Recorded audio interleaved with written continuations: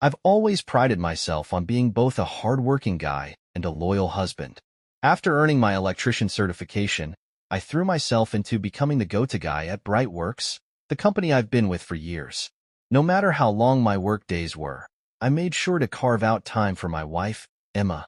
We've been married for 18 years, and for most of that time, I thought we had a rock-solid relationship, but lately, little changes in her behavior had started to gnaw at me. Emma teaches sociology at the local college and is the type of person who thrives on planning and ambition. So, when she told me she had the chance to attend a big seminar in Cincinnati, she was over the moon about it. I suggested tagging along. Maybe we could squeeze in some quality time, but she was adamant about going solo. She said it was an important career opportunity and reminded me that we already had a spring break cruise to look forward to. I trusted her judgment, of course, but something about her insistence didn't sit right with me. That Wednesday, I got home around 6 p.m., worn out after a grueling day. I'd stayed late to finish rewiring a project ahead of schedule, which left me feeling a little sore but proud of the accomplishment. The quietness of the house hit me the moment I stepped inside. Emma had left for her 3-day trip earlier that afternoon. For a split second, I thought about skipping work to drive her to Cincinnati or even joining her for part of the trip, but she'd reassured me that the cruise would be enough time together. The tickets, neatly propped up on the sideboard, seemed to echo her words. As I walked through the house, I realized Emma hadn't left a message to let me know she'd arrived safely. That small detail stirred some unease. Pulling out my phone, I decided to give her a call. She picked up after 2 rings, her voice warm and cheerful. "I was just about to call you. I swear you're reading my mind," she said, her words light and easy. In the background, I could hear voices murmuring, probably from the hotel lobby. "Must be that husband intuition," I joked. "So, you made it there safely? How was the drive?"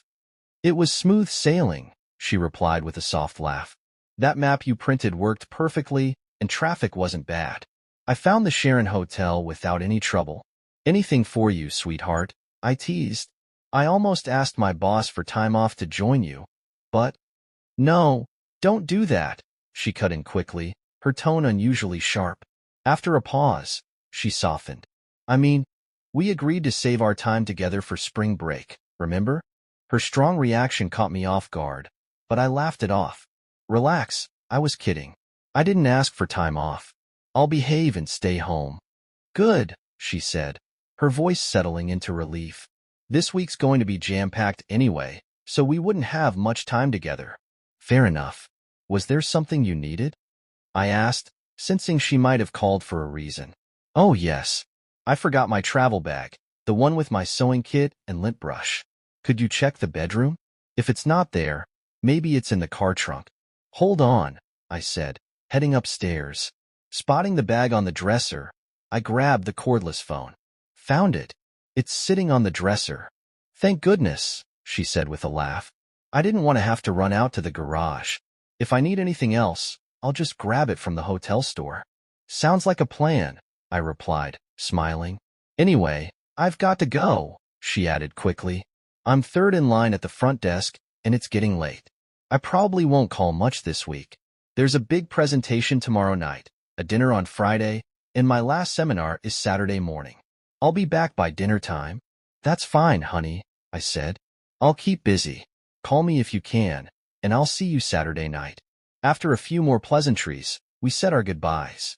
Still, I couldn't shake the feeling her sharp reaction to my joke about joining her wasn't quite normal. For the past few months, Emma had been acting off. Sometimes she was unusually quiet, other times overly accommodating. Even when we first talked about the Cincinnati trip, she had shut down my suggestion to join her faster than I expected. I tried to push those thoughts aside and focused on my stomach, which was growling. Deciding to treat myself, I ordered a pizza. While I waited for it to arrive, I took a quick shower, changed into jeans and a t-shirt, and cracked open a beer. By the time the pizza came, I was fully relaxed. Sure, I probably should have gone with something healthier, but hey, my job keeps me in shape.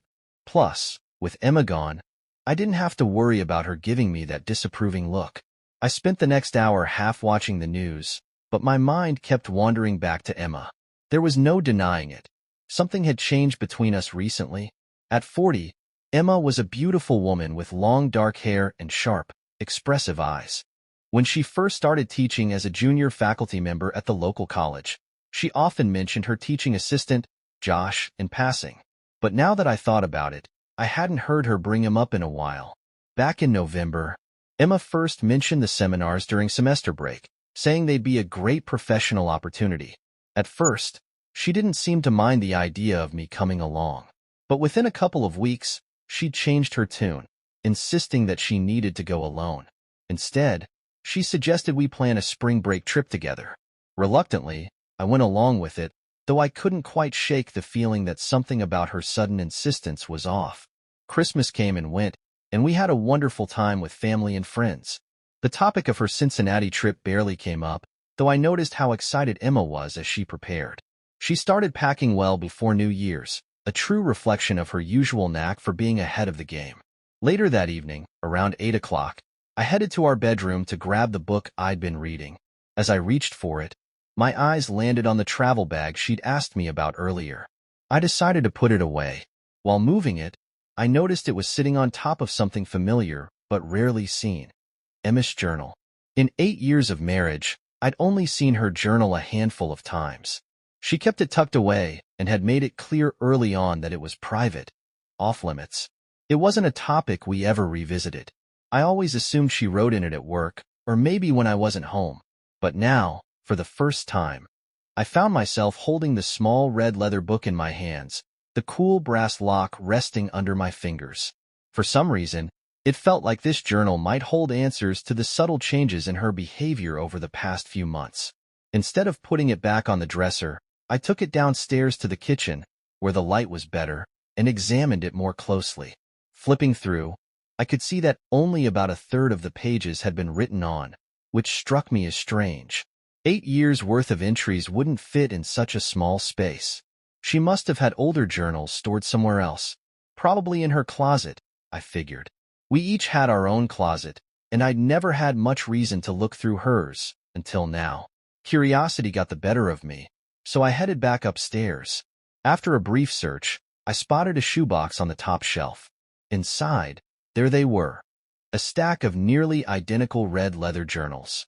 They looked pristine, almost like a collection, with small white circles on the spines marked with numbers, 1 through 6. The current journal wasn't numbered, but other than that, they were all the same. On the back of each one, the name Chandler's was embossed, a specialty store I recognized from downtown. The locks on each journal looked identical, with no unique markings. I wondered if one key might open them all. That would make things easier, but I didn't want to risk breaking anything by forcing the locks. If I damaged them, Emma would notice immediately, and there'd be no coming back from that. So, I decided to check the store. After flipping through the phone directory, I called Chandler's. A young clerk answered, confirming they still carried the same journals, and that the store was open until 10 p.m. It was a bit of a drive, but the thought of having a key that might fit her journals seemed worth the effort.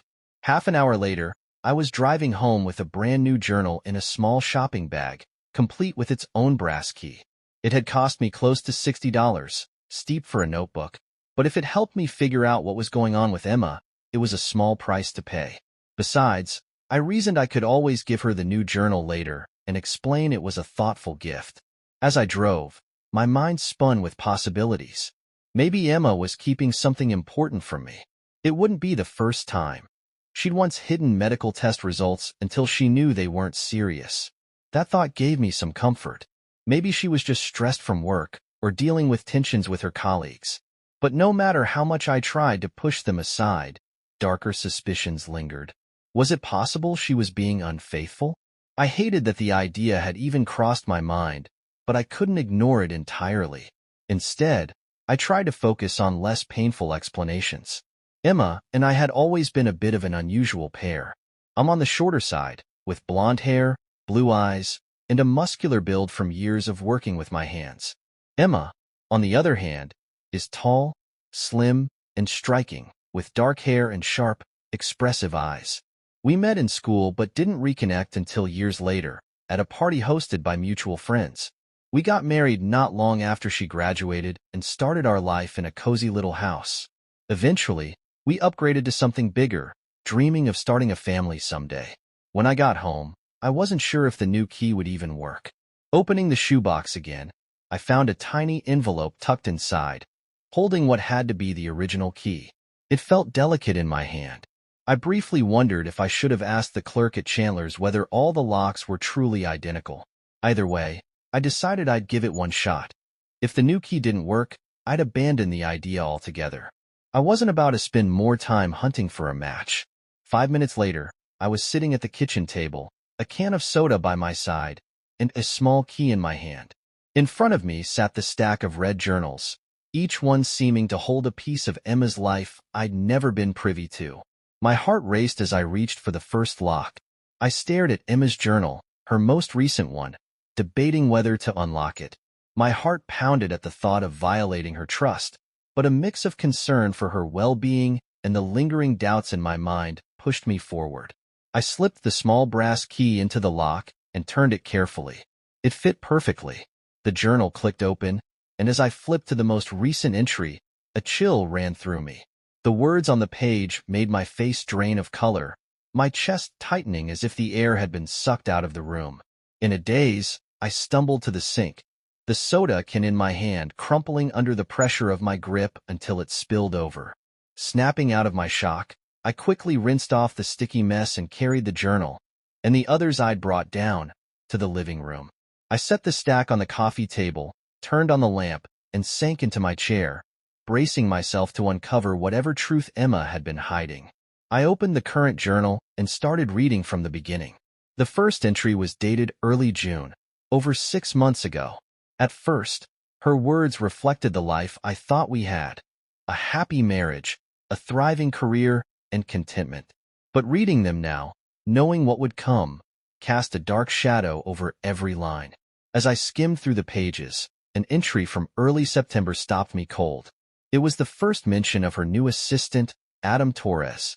I read it twice, trying to pick up on anything I might have missed the first time. September 8th. My new assistant, Adam Torres, came into my office today. He's a little taller than me, with dark hair, deep brown eyes, and a scruffy beard. He kind of reminds me of a movie star. He gave me a printout of his grades, and he seems very capable. I kept reading, flipping through for more mentions of him. The next 2 entries focused on her large class, over 100 students, and the challenges of managing it. Nothing about Adam. But then, a new note on September 15th caught my eye. Adam is now helping me with the big class, answering students' questions while I work on lectures. The female students seem especially smitten with him. Some even said he looks like DiCaprio. Maybe that's why he seemed familiar. The frequency of Adam's name increased after that. September 20th. Classes are progressing well. A few students dropped out, probably found the material too challenging. During lectures, Adam sits in the front row, always watching me. I think I should give him more tasks to keep him busy. I felt my jaw tighten as I read on. Her entries started to blur the line between professional and something else entirely. September 24th. I had some free time today, so Adam and I worked on a reading assignment together. We were productive, making copies and choosing articles for class. On another note, I want to talk to Brian about starting a family. It's the first time I've thought about it seriously. The optimism in her tone stood out, but it didn't ease the weight in my chest. Her words from September 30th made it worse. I caught Adam watching me again during my lecture. I frowned at him, but he just grinned and didn't look away. After class, the female students swarmed him with questions, more focused on him than the material. The pressure of this job is starting to get to me, but I want my students to succeed. I flipped through more pages, noting her excitement about discussing kids with me. Then, the tone shifted in early October. October 8th. I'm thrilled. My husband and I decided to start trying for a baby after the spring semester. I told Adam, and he seemed genuinely happy for us. He hugged me, too tightly. I had to push him away and remind him the door was open. From there, things spiraled. The next few entries painted a picture I didn't want to see. October 10th. Adam came to my office today. I didn't notice him until the door closed and locked behind him. He smiled and said no one could see us. I made him unlock the door, but the moment left me unsettled. October 11th. Adam apologized for locking the door. When I asked why he seemed so fascinated with me, he admitted he prefers mature women. I told him I was happily married, but I'd be lying if I said I wasn't flattered. I felt my fists clench as I read the next entry. October 16th. Adam asked to close the door again today, and I allowed it. He told me about his first experience with a 40-year-old widow. He said girls his age don't know what they want. We talked, and he hugged me again. This time, I let him hold me longer than I should have before I stepped away. Then, he kissed me and left without saying a word. I should have stopped him sooner, but I didn't. Now I can't stop replaying the moment in my head. My grip tightened around the soda can in my hand as I read on, each word igniting a deeper anger inside me. Adam was pushing boundaries, and Emma wasn't shutting him down the way she should have. By October 20th, things took a darker turn. Adam showed up as I was leaving the office. When I said I wasn't busy, he locked the door behind him, ignoring my request to keep it open. He asked for a birthday kiss. I agreed, hoping it would make him leave, but then he laughed and admitted his birthday was months ago. I should have been furious, but I wasn't. He's starting to affect me, and I need to be more careful. Entry after entry documented her crossing lines I thought she never would. October 30th. Adam came into my office while I was reading. I didn't hear him until he locked the door. He kissed me before I could react, and I didn't stop him. I hate to admit it, but I didn't hate it. When I told him to leave, he just grinned and said, "Don't pretend you didn't like it." I read that entry 3 times, each pass stoking the fire of my anger. The thought of Adam made my blood boil. If he were standing in front of me right now, I wasn't sure what I'd do. By November, Emma's tone had shifted to guilt and fear. November 9th. This morning, Adam came into my office and ignored my request to keep the door open. He kissed me again, and this time, it went further than ever before. I didn't stop him. Afterward, I ran to the bathroom, horrified. He followed me, unapologetic, and said he hoped we could do it again. I couldn't bring myself to say no. I couldn't read anymore. I slammed the journal shut, my hands shaking. The betrayal was far worse than I could have imagined. I felt torn, part of me screaming that I needed to stop reading, but another part arguing that I couldn't leave this unresolved. I stared at Emma's latest journal entry, her words swirling in my mind. She wrote that she didn't think she and Adam had done anything unforgivable and admitted to feeling euphoric after their last encounter. The fact that she'd thought she could compose herself before seeing me that same evening made my stomach churn. My hands trembled as I closed the journal for a moment, trying to gather myself. Things were unraveling faster than I could process. The woman I thought I knew inside and out was a stranger to me now. I had to read it all, every journal, every entry. I glanced at the clock, 2 a.m. There was no turning back. My life as I knew it had irreversibly changed. Where there had once been love and dreams of a future, there was now only a hollow void filled with rage. I took a quick break to splash water on my face, grab another soda, and steel myself for the long night ahead. Returning to the kitchen, I opened the next journal and dove back in. My mind was spinning. It had been less than 8 hours since I'd last spoken to Emma, and now I was uncovering truths that consumed every part of me. The next entry, dated November 22nd, offered a flicker of hope, if only a small one. Adam came to my office today, but I kept the table between us. He didn't lock the door or try anything. I've been feeling so guilty lately that I couldn't let him touch me. I think he sensed my resolve. I just hope I can maintain it. But any relief I felt reading those words was short-lived. In the following entries, Adam faded from the narrative, and Emma's focus shifted back to her classes and the semester winding down. It didn't last. November 23rd. I told my husband about the workshops, and he was so supportive. He even offered to take time off and join me. I'll need to think about it. We could find things to do together when I'm not in class. The fact that Emma had entertained the idea at all felt like a cruel joke, considering how everything played out. Somewhere between that entry and mid-December, her decision to attend alone had solidified, and I kept reading to find out why. November 25th. Adam stopped me in the hallway today and asked if he could visit our house. I told him no, especially after he asked about my husband night shifts. Then he suggested I come to the house he shares with other students. I refused, but he gave me his number in case I changed my mind. I also mentioned the seminars, and he seemed very interested, even though they're for teachers. My jaw tightened as I read on.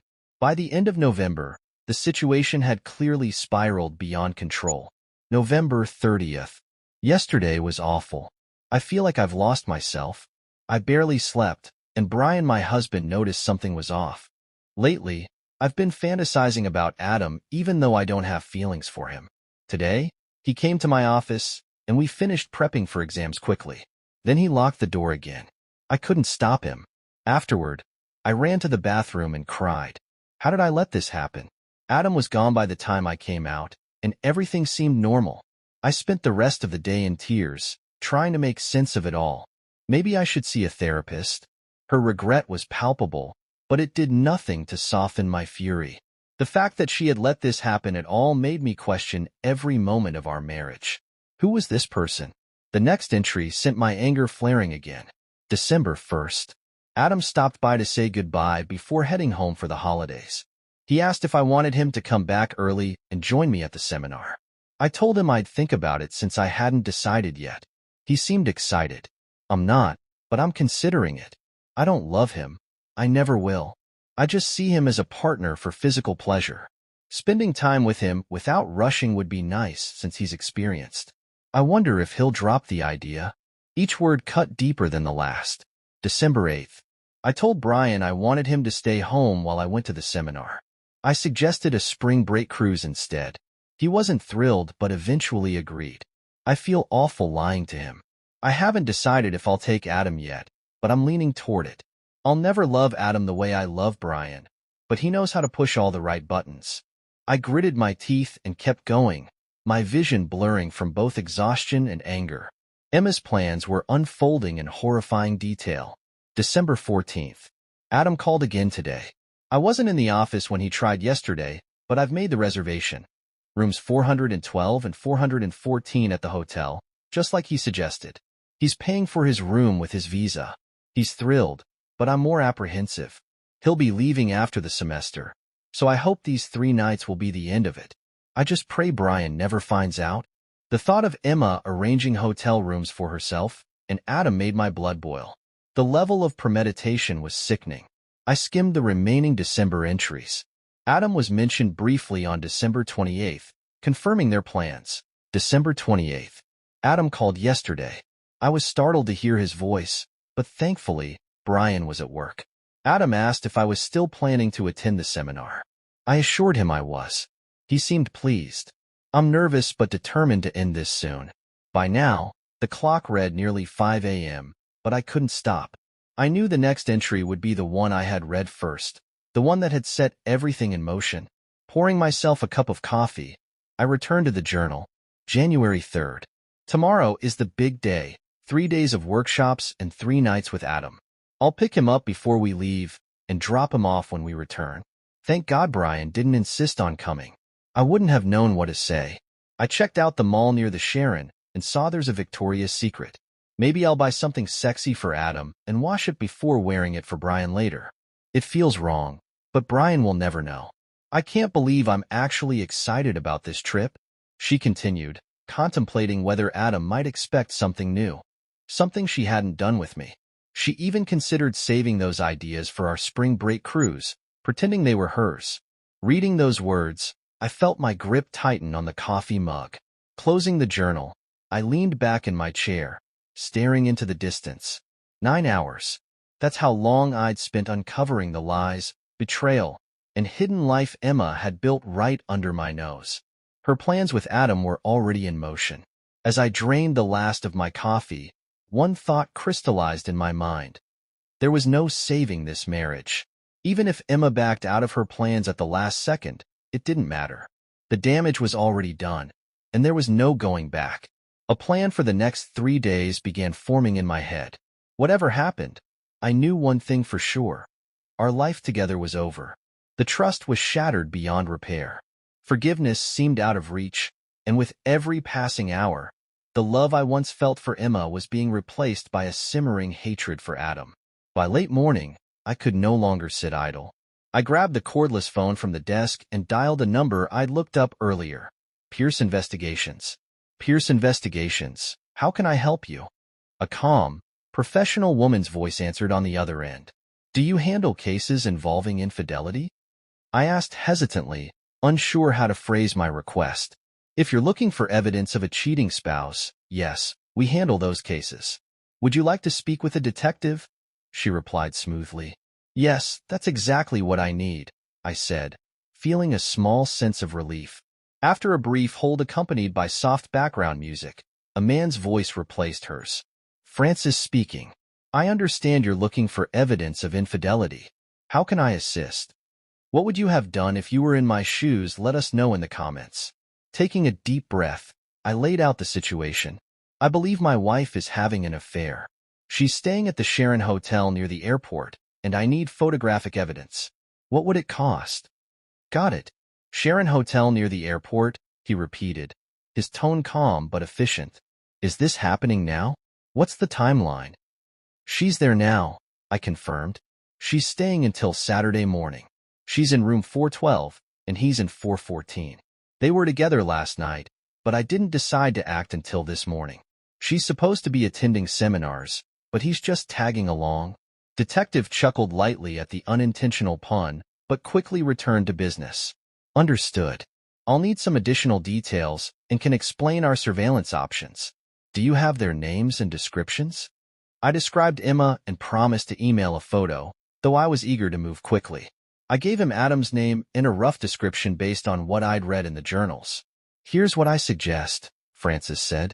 We can set up cameras in both rooms this afternoon and leave them in place until they check out.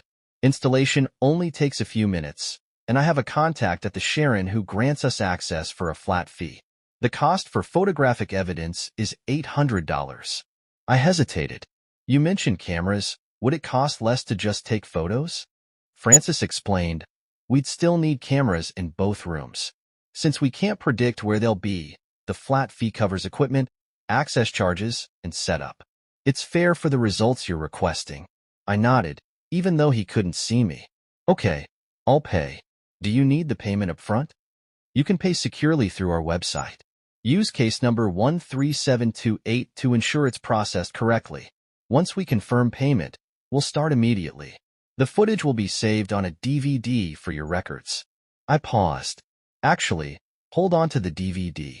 I only need clear photos for now, nothing explicit. Just enough for confirmation. Understood, Francis assured me. I'll email the stills by tomorrow evening and keep the DVD on file unless you request it.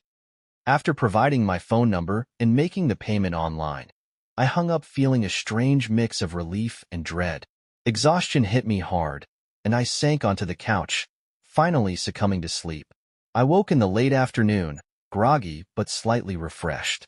Reheating some leftover pizza, I steeled myself to continue reading Emma's journals. This time, I sped through the entries, avoiding lingering too long on the painful details. By 10 p.m., I finished the first journal just as Emma called. The conversation was unsettlingly normal. Both of us were hiding things, our words tinged with irony. As soon as we hung up, my mind drifted back to what might be happening at the Sharon. I picked up the second journal, though I struggled to stay focused, my thoughts constantly wandering. By 1 a.m., I finished the second volume. Exhaustion finally overtook me, and I opted to sleep on the couch, unable to face the bed we once shared. Surprisingly, I slept deeply, waking at 7 a.m. feeling more rested than I had in days. After a quick breakfast, I tackled the third and fourth journals, finishing both by midday. Setting the stack aside, I turned to my to-do list. First, I headed to GL Tech to collect my final paycheck and clear out my locker. My supervisor, Grant, tried to persuade me to stay, but I told him I had personal reasons for leaving. He wished me luck and left the door open for a return, though I doubted I'd ever take him up on it. Next, I stopped by the bank, withdrawing over $200,000 from our joint and personal accounts. It was just under the limit that would require Lauren's signature. I told myself it was for immediate expenses, but in truth, I was securing my future. By the time I returned home around 4 p.m., I felt drained but resolute. A message from Hopkins Investigations was waiting on the answering machine. I called back immediately. Detective Investigations, Francis speaking. This is Brian Hayes, returning your call, I said, my voice steady despite the tension in my chest. Mr. Hayes, we installed the cameras yesterday, and everything went smoothly. Both rooms were empty during setup, Francis reported. I hesitated. Did you find anything? Your suspicions are confirmed, he said matter-of-factly. We have everything you need for a divorce. They spent the night in your wife's room. The footage is on a DVD, and I have 3 stills ready to email if you'd like. My chest tightened as tears welled in my eyes. Even though I'd expected this, hearing it confirmed was like a knife to the heart. Yes, I managed to say. Email the photos. Thank you. Of course, Mr. Hayes. With everything settled, our business is complete, Francis said, his tone gentle. If you proceed with the divorce, your lawyer might want a copy of the DVD. We'll keep it on file for a year unless instructed otherwise. And if I may suggest, a good therapist can help with the emotional toll of situations like this. Don't worry about me, Mr. Detective, I said flatly. I know what I need to do. Thanks for your help. After hanging up, I sat motionless at the kitchen table until the computer beeped with a new email. I opened the message from Hopkins Investigations and printed the attached photos.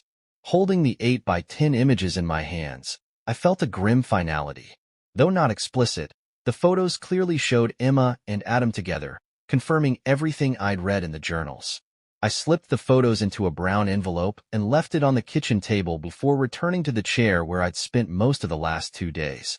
By midnight, I'd finished the final 2 journals. Reflecting on all 6, I realized Emma had mostly been the woman I thought I knew. Confident, thoughtful, loving. But small details, like her insecurities and struggles with self-worth, had been hidden from me. One entry stood out. Emma had orchestrated our meeting at a mutual friend's birthday party. She'd asked the host to invite me because she'd been curious about me. That memory felt distant now, overshadowed by her betrayal. By the time my stomach growled and I paused to make a sandwich, dark thoughts clouded my mind. As I ate, the weight of Emma's actions and Adam's role in all of this solidified my resolve. I couldn't rest anymore. By 7 a.m., I was already moving forward with my plans. I began his day early, driven by a resolve I couldn't shake. At 8:30 a.m., I picked up the phone and called my brother, Aaron. We weren't particularly close, no bad blood, just lives that rarely intersected outside of holidays like Christmas. Aaron sounded surprised but pleased by the unexpected call, quickly assuring me family had no plans that day. I arrived at Aaron's house a little after 10 a.m., greeted warmly by his nieces and nephews. He gathered the kids in the kitchen while Aaron's wife, Emily, prepared coffee. Knowing they had a spring break trip to Disneyland planned, I handed each child a $100 bill, telling them it was for pocket money.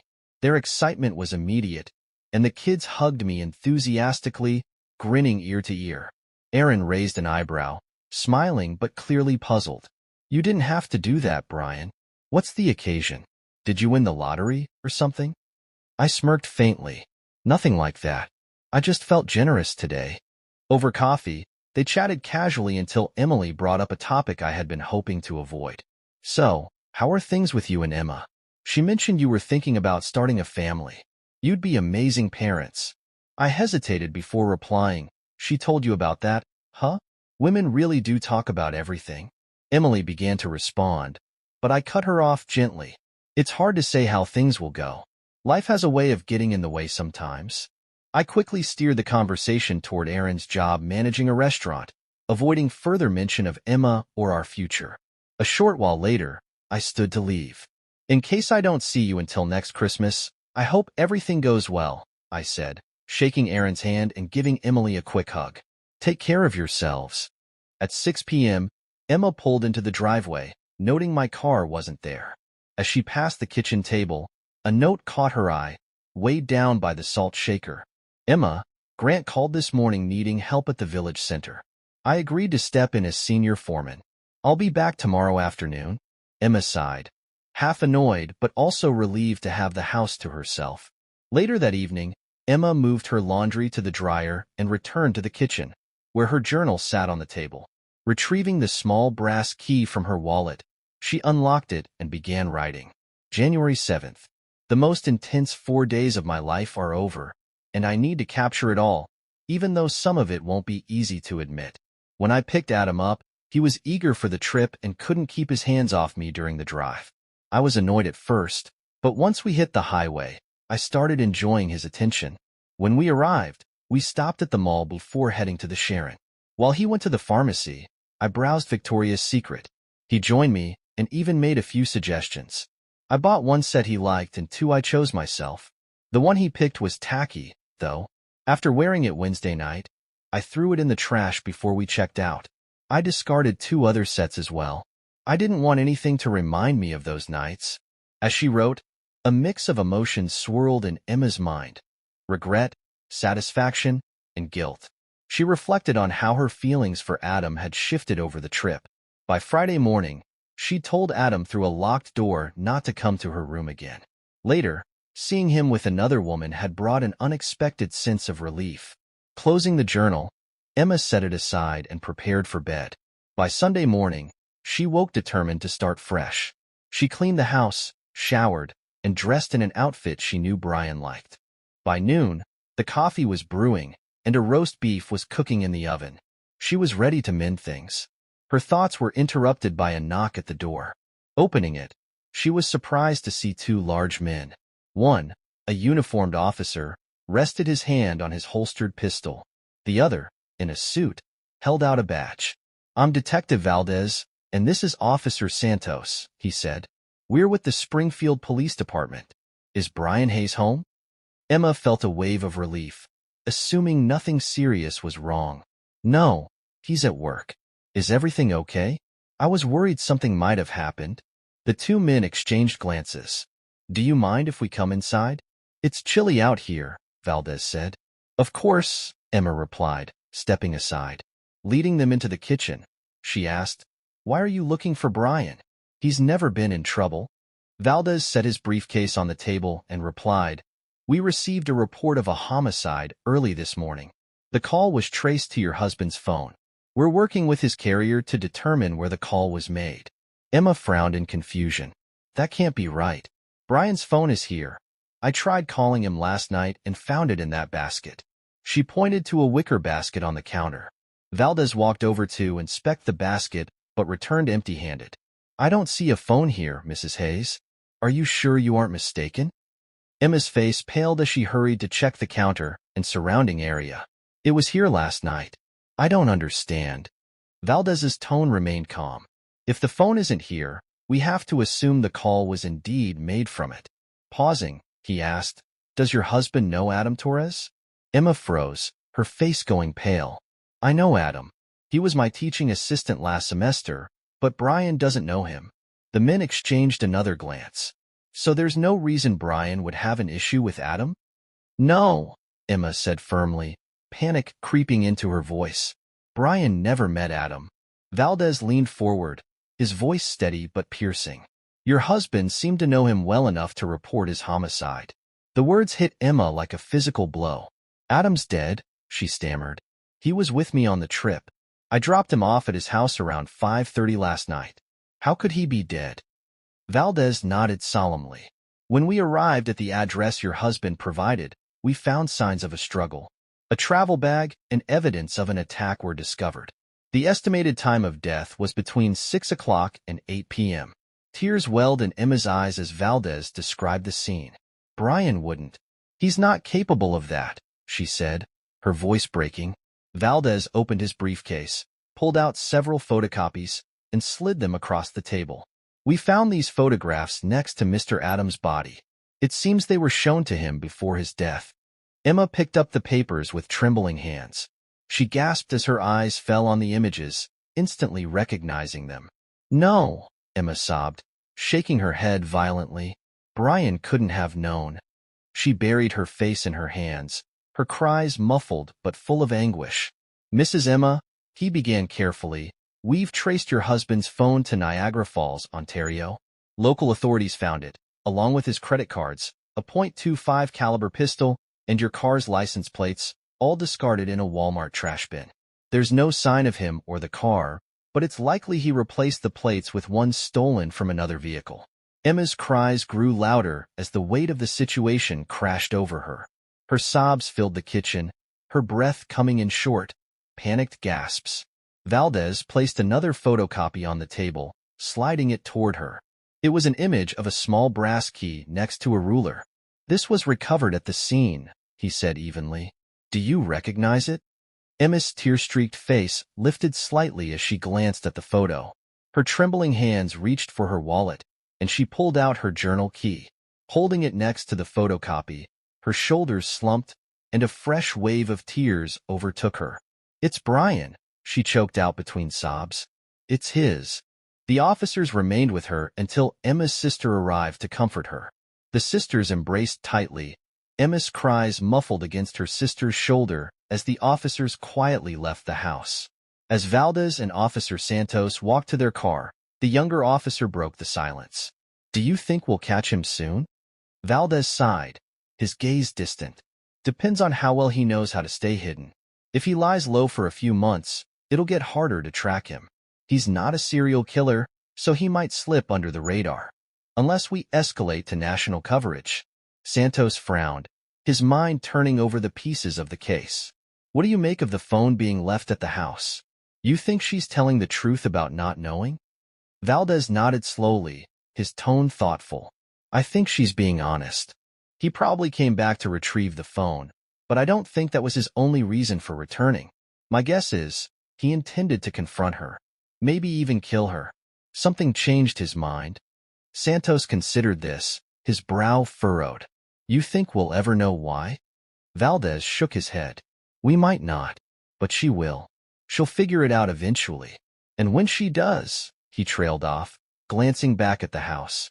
Santos finished the thought for him, his voice low. "When she does, I wonder how she'll live with it."